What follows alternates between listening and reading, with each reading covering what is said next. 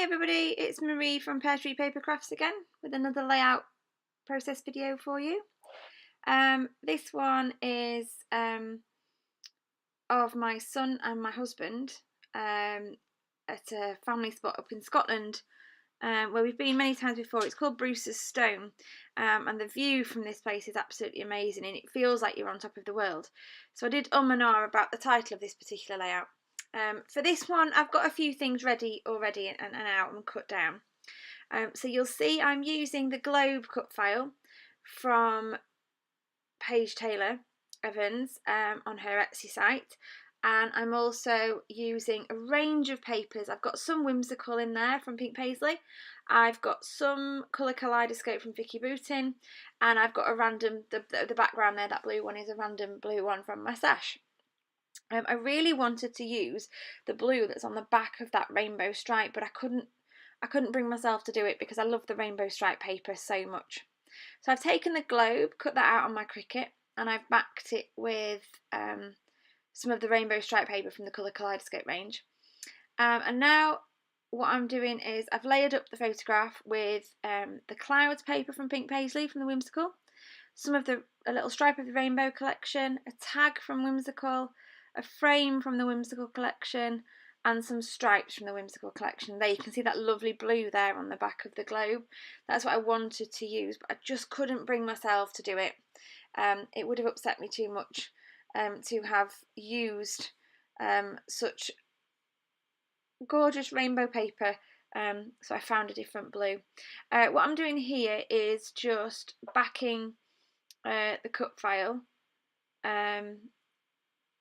with some craft foam, just some cheap craft foam from Amazon, and I'm just sticking that down. I've recently gotten very fond of making things have lots of dimension. I never used to everything on my layout pages were very flat because I always thought, oh, it's going into an album, but actually, having watched process videos myself, I've kind of learnt and gone, yeah, actually I do like the dimension. Just that extra bit of shadow that you get is so lovely. So what I'm doing here is just cutting small pieces of white. I could have used the coloured stuff. This that I'm sticking on now is double-sided. I could have used the coloured, but I didn't want to have a chance of being able to see it. I wanted it to be hidden, completely hidden. So this cut file does actually take quite a long time to stick down.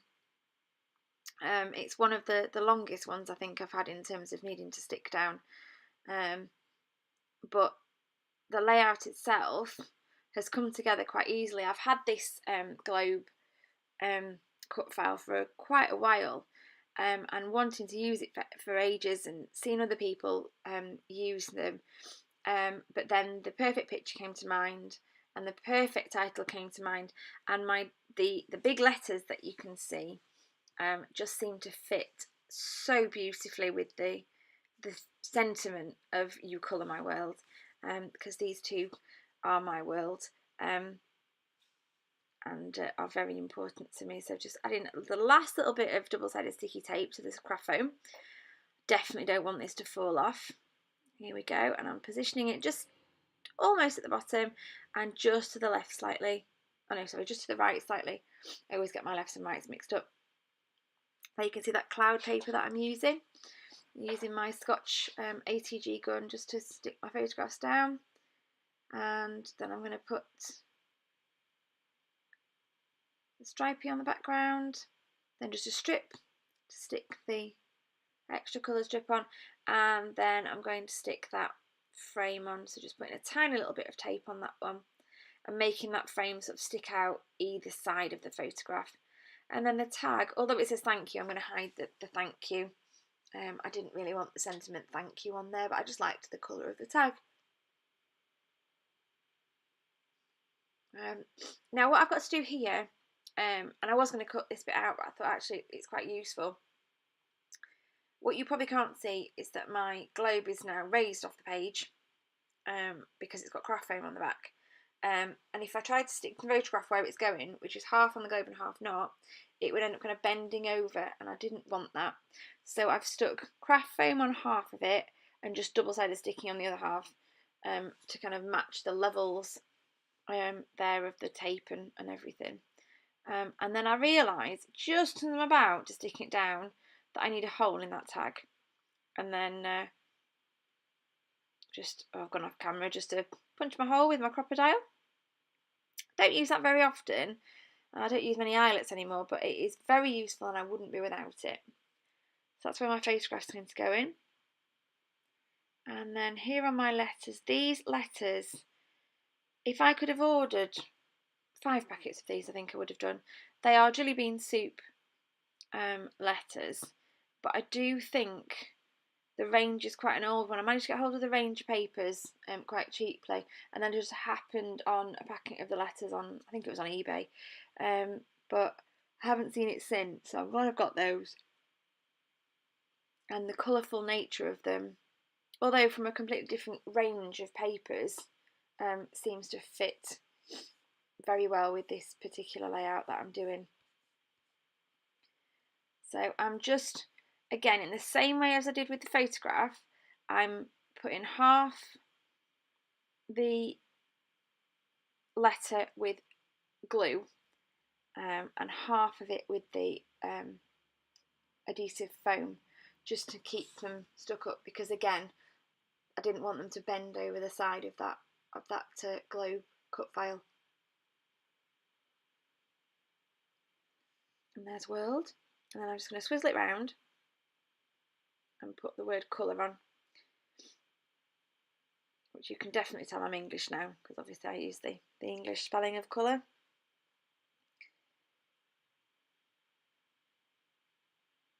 And then exactly the same thing again, just coming to get those letters stuck down.